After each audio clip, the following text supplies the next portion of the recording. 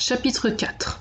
Ce soir-là, après dîner, alors que nous prenions le café dans le salon, je parlais à Arthur et à Marie de mon aventure de la journée, ainsi que du fabuleux trésor qui se trouvait sous notre toit, en taisant cependant le nom de mon client.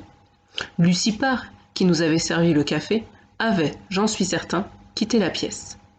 Mais la porte était-elle fermée? Je ne pus le jurer. Fort intrigué, mon fils et ma nièce souhaitaient voir le fameux diadème, mais je crus préférable de ne pas le sortir de sa cachette. « Où l'avez-vous rangé » me demanda Arthur. « Dans mon secrétaire. »« Eh bien, il faut espérer que la maison ne soit pas cambriolée durant la nuit, » ajouta-t-il. « Le meuble est fermé à clé, » précisai-je. « Oh, n'importe quelle vieille clé ferait l'affaire. Plus jeune, il m'est arrivé de l'ouvrir sans mal avec la clé du débarras. » Comme Arthur tient souvent des propos fantasques, je ne prêtais pas vraiment attention à ses paroles. Il me suivit néanmoins jusqu'à ma chambre, la mine grave. « Écoutez, papa, commença-t-il les yeux baissés. Pouvez-vous m'avancer 200 livres ? Non, c'est impossible, répliquai-je sèchement. J'ai été beaucoup trop généreux avec toi en matière d'argent. C'est vrai, vous avez été toujours très bon, mais il me faut pourtant cette somme, ou bien plus jamais je ne pourrai me montrer au club. Ce qui serait très mal, m'écriai-je. Je sais, mais vous ne voudriez tout de même pas que je sois déshonoré. Une telle disgrâce me serait insupportable. J'ai besoin de cet argent, et si vous refusez de me le donner, il me faudra trouver un autre moyen de l'obtenir. J'étais furieux, car c'était la 3e fois qu'il me sollicitait de la sorte depuis le début du mois. « Tu n'auras pas un sou de moi, m'exclamai-je. Sur quoi, il s'inclina et quitta la pièce, sans plus un mot. Une fois seul, j'ouvris le secrétaire et je m'assurai que mon trésor était en sécurité, puis le remis sous clé. Je décidai ensuite de faire le tour de la maison afin de vérifier si portes et fenêtres étaient bouclées. Une tâche qui incombe d'habitude à ma nièce, mais je crus bon d'exécuter en personne ce soir-là. En descendant l'escalier, j'aperçus Marie à la fenêtre du vestibule alors que je m'approchais. Elle la referma, puis la verrouilla. « Dites-moi, papa, » fit-elle avec un air, selon moi, quelque peu perturbé. « Avez-vous donné à Lucie, la femme de chambre, la permission de sortir ce soir ?»« Nullement. Elle vient de rentrer en empruntant la porte de derrière. Elle n'est pas allée plus loin que le portail. Certainement pour rencontrer quelqu'un, mais je ne crois pas que cela soit très prudent. Il vaudrait mieux l'en empêcher la prochaine fois. Il faudra lui parler demain matin, ou bien je le ferai si tu préfères. Es-tu certaine que tout est bien fermé ? Certaine, papa. Dans ce cas, bonne nuit. Je l'embrassai et remontai dans ma chambre, où je m'endormis bientôt.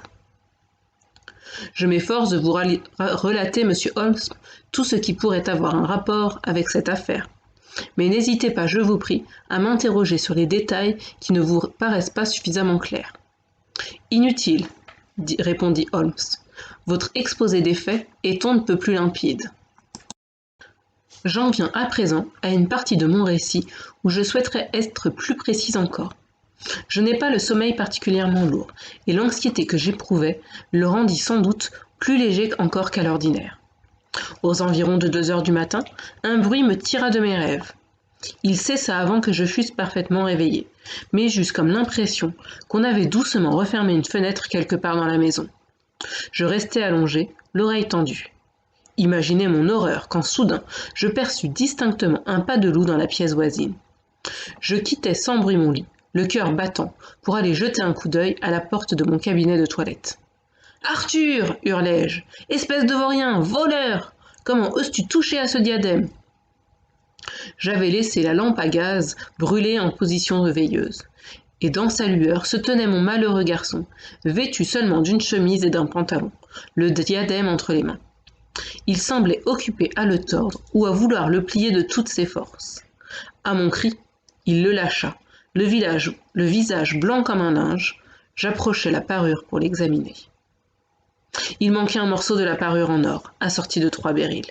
« Espèce de fribouille !» vociférai-je hors de moi. « Tu l'as endommagé, tu m'as déshonoré pour toujours. Où sont les pierres que tu as volées ?»« Volées » s'exclama-t-il. « Oui, volées, et c'est toi le voleur !» tonnai-je en le secouant par l'épaule.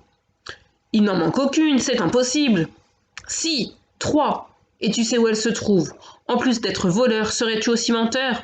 Ne t'ai-je pas vu à l'instant essayer d'arracher un autre morceau? C'en est assez de vos insultes, répliqua-t-il. Je n'en supporterai pas davantage. Puisque vous m'injuriez ainsi, je ne dirai plus un mot dans cette affaire, et je quitterai votre maison au matin et tracerai désormais mon chemin sans vous. Tu la quitteras entre les mains de la police, m'écriai-je à moitié fou de rage et de chagrin. Je ferai élucider cette affaire. Vous n'apprendrez plus rien de ma part, répondit-il avec une ardeur dont je ne l'aurais pas cru capable. Choisissez donc d'appeler la police et voyons ce qu'ils parviendront à découvrir. Dans ma colère, j'avais tant élevé la voix que tout le monde était levé. Marie fut la première à se précipiter dans ma chambre et, à la vue du diadème et du visage d'Arthur, elle saisit aussitôt ce qui était survenu. Elle poussa un cri et s'effondra sur le sol, sans connaissance. J'envoyai l'une des domestiques chercher la police et leur confiai l'enquête sur le champ. En entendant arriver l'inspecteur et son agent, Arthur, qui était resté les bras croisés, renfrogné, me demanda si j'avais l'intention de porter plainte pour vol contre lui. Je lui répondis que la question avait cessé d'être d'ordre privé, puisque le diadème appartenait à l'État. J'étais à présent déterminé à laisser la justice suivre son cours. Au moins, reprit-il, ne me faites pas arrêter tout de suite. Cela servirait vos intérêts autant que les miens si vous m'autorisiez à quitter la maison 5 minutes. Que tu puisses t'enfuir, ou peut-être cacher ce que tu as dérobé.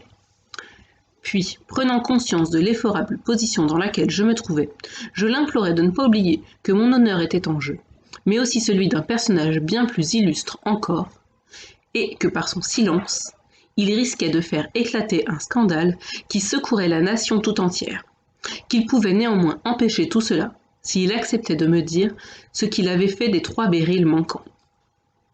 Autant se rendre à l'évidence, ajoutai-je, tu as été pris sur le fait, et une confession n'aggravera en rien le caractère odieux de ton acte. Au contraire, si tu fais ce qui est en ton pouvoir pour résoudre la situation, en nous avouant où se trouvent les béryls, tout sera oublié et pardonné. Gardez votre pardon pour ceux qui le demandent, répliqua-t-il en se détournant de moi, un sourire de mépris aux lèvres. Je compris qu'il était trop entêté pour qu'aucune de mes paroles puisse le convaincre. N'en restait plus qu'une solution.